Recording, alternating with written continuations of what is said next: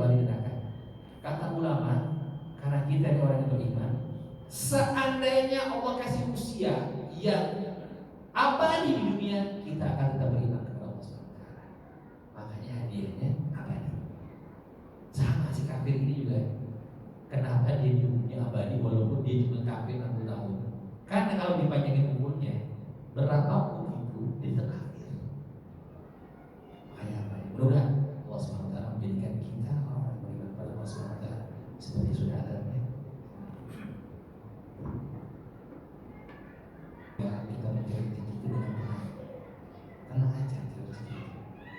Allah sudah menentukan. Allah sudah menggariskan. Jadi nggak perlu sikut kanan sikut kiri. Kalau udah pasti datang kepada kita rezeki itu dengan tenang. Yang kedua, jangan dijadikan ibadah hanya karena kita nyari rezeki. Wa ma khalaqtul jinna wal insa illa liya'budun. Tidak aku ciptakan jin dan manusia kecuali untuk beribadah. Sambungan ayat ini adalah ma uridu minhum min rizqin wa ma uridu minhum yat'amun. Innallaha huwar razzaq dzul quwwatil matin. Ibadah terus. Itu bagus. Kata Allah, aku gak minta rezeki, aku gak minta dikasih makan, tapi sesungguhnya Allah lah yang memberikan rezeki. Dzul quwwatil matin, maha perkasa dan juga maha kuat. Artinya apa? Kalau kita fokus dengan ibadah, jangan takut rezeki kita berkurang. Justru sebaliknya, salah satu tangga menuju sukses adalah dengan meningkatkan takwa kita. Ini sudah hukum alam. Wa yarzuqhu min haitsu la yahtasib.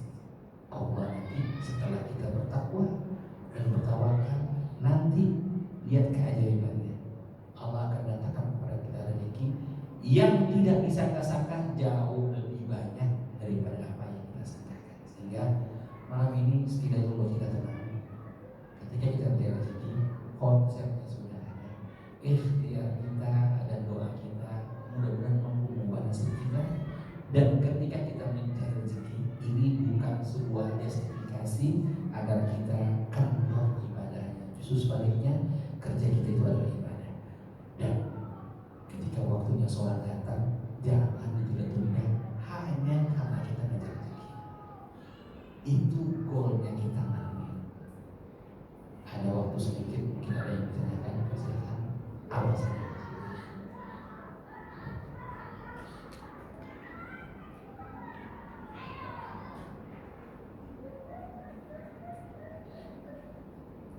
Aman ya hadirin? Ya, siap Pak Irwan. Boleh kak? Assalamualaikum warahmatullahi wabarakatuh. Di malam ini kami ingin membacakan surat Al-Hadid ayat 20 sampai 23 dan mohon nanti Pak Ustaz menjabarkan pemahaman dari makna dari surat tersebut. Kami bacakan untuk bahasa Indonesia-nya.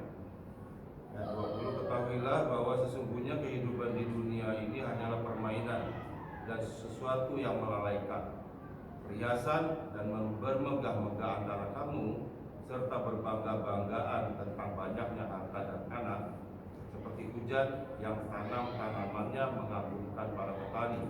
Kemudian tanaman itu menjadi kering dan kamu lihat warnanya kuning, kemudian menjadi hancur.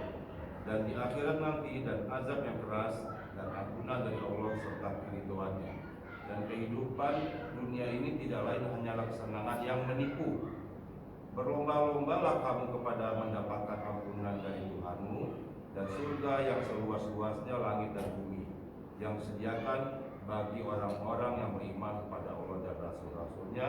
Itulah karunia Allah, diberikannya kepada siapa yang dikehendakinya, dan Allah mempunyai karunia yang besar. Tiada suatu bencana pun yang menimpa di bumi, dan tidak pula pada dirimu sendiri, melainkan telah tertulis dalam kitab Lauh Mahfuz sebelum kami menciptakannya. Sesungguhnya yang demikian itu adalah mudah bagi Allah. Kami jelaskan yang demikian itu supaya kamu jangan berduka cita terhadap apa yang luput dari kamu, dan supaya kamu jangan terlalu gembira terhadap apa yang diberikannya kepadamu. Dan Allah tidak menyukai setiap orang yang sombong lagi membanggakan diri.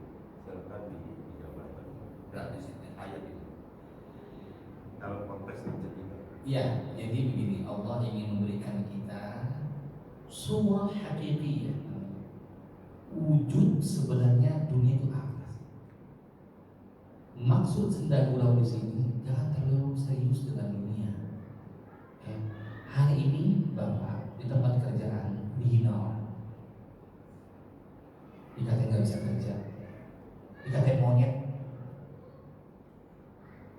Just anggap aja itu suara yang nggak harus kita kasih akses masuk dalam hati kita. Setiap sesuatu yang menyangkut duniawi, maksud dari ayat ini adalah kamu tuh jangan sampai membuat kamu itu terlalu bahagia, juga jangan terlalu sedih. Ini kan dunia cuma numpang lewat, senang-senang aja. Ini nggak usah take it seriously, sangat-sangat serius. Gara-gara nggak nyampe target hari ini, nggak bisa tidur 2 hari 2 malam. Ngapain? Ngapain? Pernah dengar teori benjol nggak Bapak? Hah? Kita lagi jalan, udah hati-hati, kejedot. Setiap malam dia mikirin kok bisa gitu.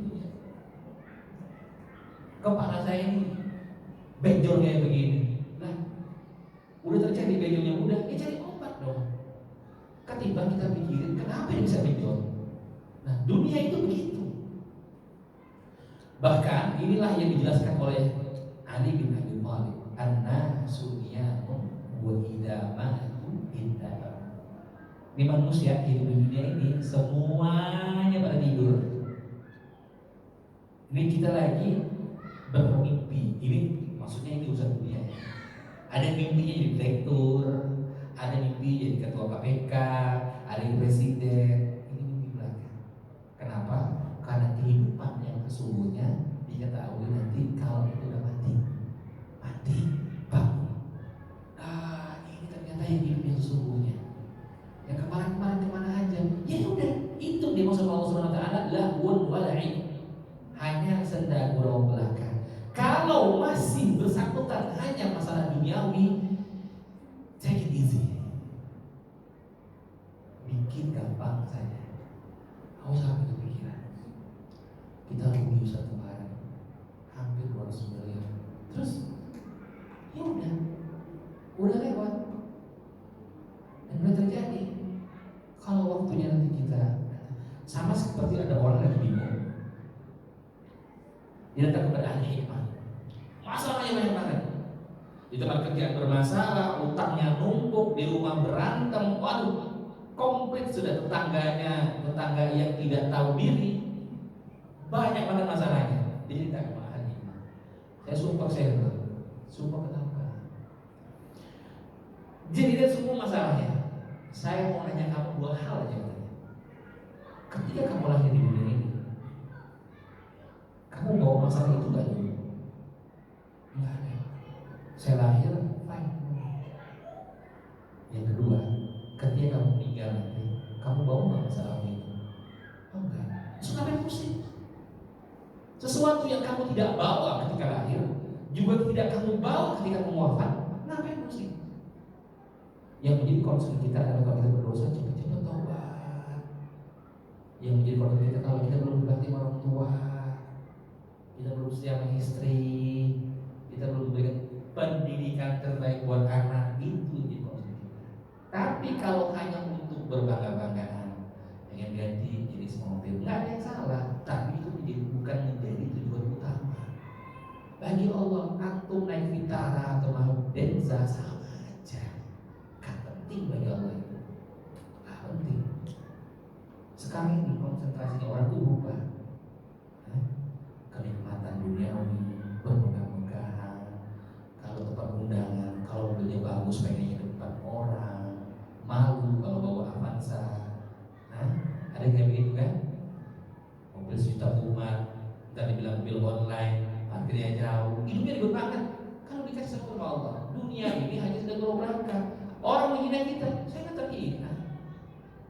Cicilannya beres, alhamdulillah. Saya nggak minta sama orang. Apa yang harus saya dihinakan? Dikatain monyet, alhamdulillah saya bukan monyet. Saya manusia. Jadi masalah rezeki itu jangan terlalu menjadi pikiran kita, karena dunia itu isinya hanya itu saja. Saya kira orang yang udah sangat kaya raya itu hidupnya udah gak ada masalah. Enggak juga Pak, saya ketemu yang orang kaya, pejabat, ya sama aja. Kadang-kadang mikirnya tambah ruwet lagi. Oh udah kejadian, waduh salto, IHSG, petani loh. Yang penting bisa muncul, makan singkong, selesai urusannya. Ngantuk tidur nyenyak, besok ketemu lagi. Kita ini yang hidup di kampung urban Jakarta yang setiap hari dengan macet, coba bayangin setiap pagi ada di sebuah dusun di kaki gunung, udaranya sangat segar, sholat sama istri, makan singkong, kopi, makan yang ada kita tanam, nggak ada urusan sama orang lain, nggak lihat gadget, nggak lihat Facebook, nggak lihat Twitter. Gimana tenang itu? Itu impian orang-orang yang tinggal di Jakarta, tinggal di kaki gunung, dengar takbir pagi-pagi, sholat wassalamualaikum, itu sedih banget hari ini. Ya, nggak dengar tetangga ngomel, nggak dengar tetangga punya motor baru yang dikasih knalpot brong. Ini dari mimbar ini saya ingetin, ya, yang punya motor pakai knalpot brong, udah berapa jiwa yang sudah nyumpahin itu gara-gara anaknya terganggu, gara-gara kita lagi ngomong nih, jadi pasarnya ngomong, kita juga naik ke suara kita. Nah, terganggu. Terus yang atur bagangan apa? Dari knalpot brong itu apa? Lebih hebat. Bakal dapat istri soleha kayak begitu. Yang suka sama orang itu saya jamin gak soleha itu. Karena supaya belum juga. Ya. Perhatikan ketika kita ada di dunia ini, jangan terlalu serius. Kalau urusan dunia, kalau urusannya akhirat, ini kita baru. Ya. Baru benar-benar anak kita telat sholatnya, masih belum tahu bacaan sholat. Ini serius sih. Ini serius. Kalau cuma masalah lesnya kurang bahasa Inggrisnya, masalah harus terlalu serius.